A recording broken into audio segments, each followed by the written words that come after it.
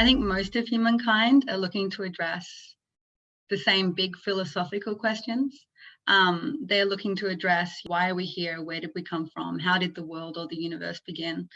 And they're very, very big questions that may or may not ever be able to be answered concretely, but those questions break down into smaller questions, and those questions break down into smaller questions that we can start to look at addressing, and some of those can be addressed by space. For example, the moon and the Mars can tell us a lot about how the solar system formed, how the Earth formed, how life might have come to exist on the planet Earth. And so space can help mankind to understand its place in the world, both factually, but also philosophically. I mean, space is wonderful, and that for many of us that are in there, it feels like we're working towards kind of a higher purpose of discovery and creating tangible new knowledge. And I think a lot of us are motivated by that discovery when we first start, and then we also get captivated by the how do you build something to go there, which comes into the technology innovation. But in reality, it's not really greatly different in the day-to-day per se than any other kind of high technology industry or complex form of engineering or science. It's just how it's applied and the culture and the framework in which it's applied. But for me, I did it personally through never letting go of the dream of, contributing to space and human knowledge through space, and through putting in the effort to get there, which was many years of study and much effort at work and thinking creatively and putting in my all to do it. And today, I mean, we're no longer in the Apollo era. Space is accessible to so many more people, more organizations, more countries. School kids today can apply to put their payloads on the International Space Station, and anyone can afford to put something up there for the cost of, a private school fee, which is not accessible to many, but it's accessible to a lot more than just a few government programs around the world like it used to be. Well, that's a really good question. What's a dream? And it comes to your question, I guess, of can we make sense of the world without dreams? I have something I could say about Aboriginal culture here, if that's interesting for the documentary and how that relates to it. Basically, for thousands of years, Indigenous Australians made sense of the land by looking to the sky. The dreaming is what they call the time when life was created according to their culture. And there's a strong link between space and Australia's Indigenous people, who are essentially, the world's oldest astronomers. And for thousands of years, the sky was for them how they made sense of the world, but also how they made sense of day-to-day life. It dictated seasonal activities around food and movement. It was a reflection of what's happening on the land. They had constellations that let them know the best time to look for emu eggs, for example. And today, we continue to look from Earth to space, but we now can also look from space to Earth. And I think that really affects how we dream day to day, that perspective of looking both up, but looking both down, the intersection of space explorer and Earth explorer, and how we can really believe that we can make those dreams real. I'm a space explorer, without a doubt. The Earth observation is interesting for me, but it's not the reason for why. I think it comes down to the spirit of discovery that, in its most literal sense, often feels like proving new ground, which is about exploration. Space exploration for me is exploration outside of yourself. And I think the Earth observation is almost like the exploration within. And there's a poem by Keats that I was first introduced to when I went to a presentation as a student by a space professional in the industry, and it really spoke to me. It's called On First Looking into Chapman's Homer.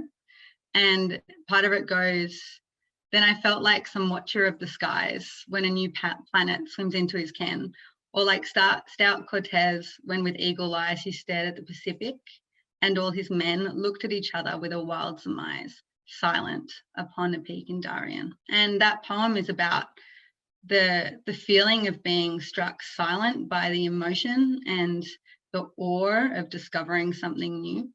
And that is the compulsion to explore for me. And I think it probably is for a few other people too. It's hard to explain, but it's sort of a driving force that helps motivate you in what you do, from everything like the day-to-day grind to the bigger projects. For me, my dream has always been to explore outer space. As a child, I love to look up at the stars and would get this wonderful feeling just for a moment where I felt in awe of how large the universe is and, how much remains to be discovered. Probably if I told my friends, I would have been totally teased. But for me, it was just such a passion. I wanted to stand on the surface of those new worlds, to look upon those new horizons with my own eyes. And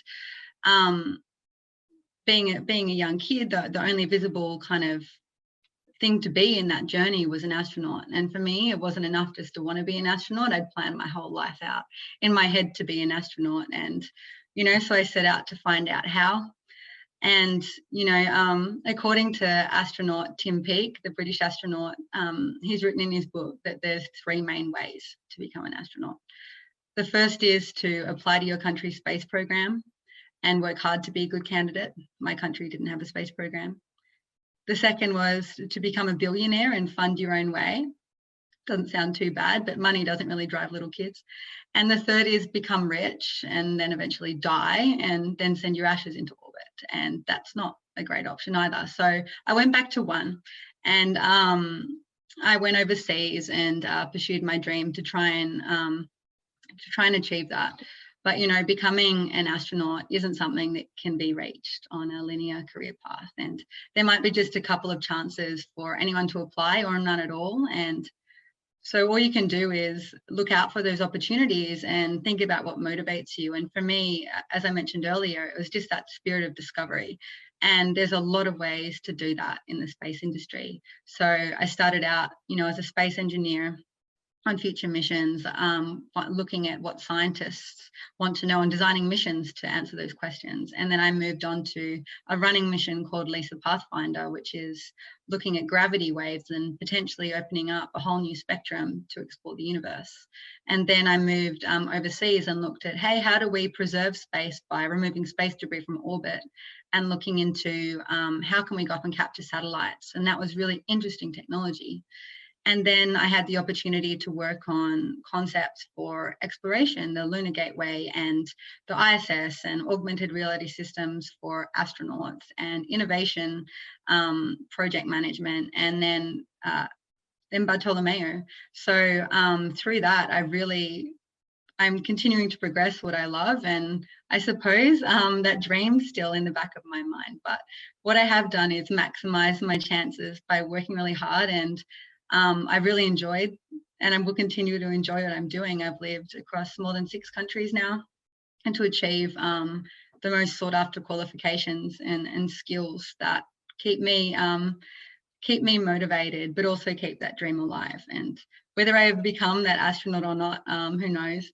I'll never regret, striving to do so. And I have and will remain committed to help explore outer space from Earth, and to try and further the vision for space exploration. I never thought I'd have the chance to help grow an entire country's space program, their space capability, and help to, or actually define their visions for where we want to be in the next 10 years. And it's an absolute pleasure to do it.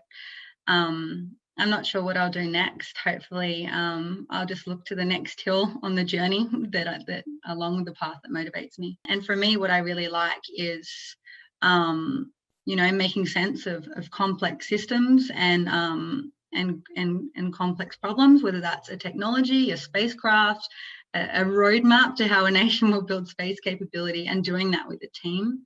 So for me, it's about discovering how to do something, and the motivation for discovering that how is the why, the question that we might answer through what we're creating. So yeah, if you're discovering a planet every day, you're in pure discovery. And if you're designing the telescope for how to look at that planet, you're creating something that can be used for discovery by many. So yeah, we set out to explore the moon and instead discovered the Earth. I think when we set out to explore the moon, it was seen as something almost unattainable. My understanding is when that objective was set, we didn't even know if it was possible. And So to do an endeavour like that requires a huge amount of challenges to be overcome. It requires incredible amount of teamwork and a lot of things to go right, and a lot of cultural shift of thought.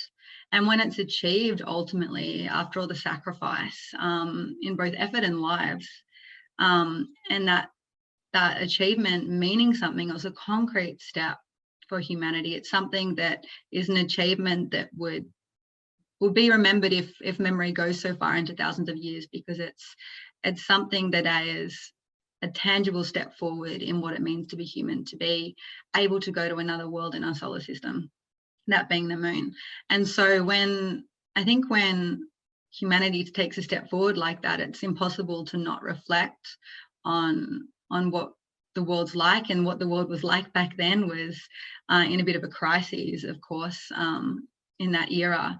And so a lot of the astronauts had this so-called overview effect, where they look back at the Earth and all of a sudden it looked fragile and all of the Earth's problems seemed minimized. And they conveyed that as best they could to the public. So as part of that, I think on Earth, we discovered new perspectives about Earth, about ourselves, in creating that moonshot. And the technology that was developed in the course of that, of discovering the moon, was then also used to learn even more about the Earth. You know, we started having Earth observation for science, and Earth observation for helping eventually industry and all sorts of different applications, which helps us to learn more about the Earth more literally than figuratively.